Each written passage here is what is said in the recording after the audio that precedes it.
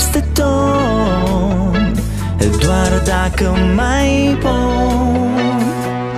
Nu mai am picioare, sticlele sunt goale. Mă întreb și dacă voi sunteți cu noi.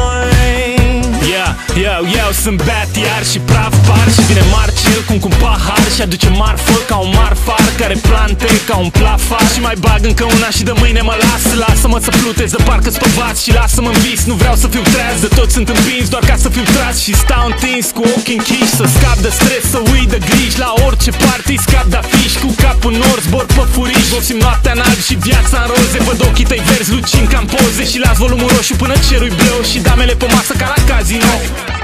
De seară până azi, fumul s-a înălțat, tu cazi pe gânduri și te miri că pot să mai respiri.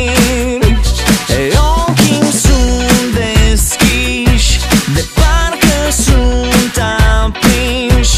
Mă întreb și dacă voi sunteți cu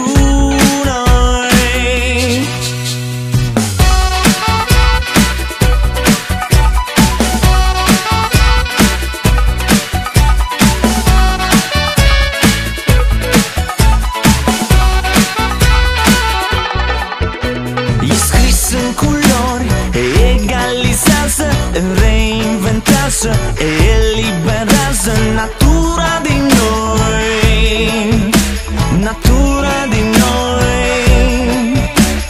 Doar o culoare nu introduce, impune, induce, că tot ce aduce în noapte se duce.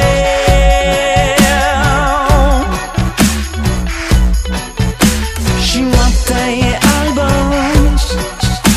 și noaptea e albă,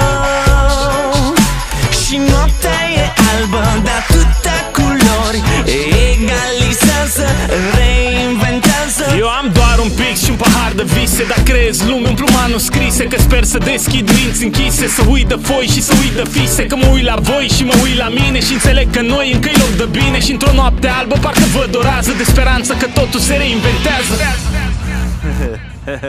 Cine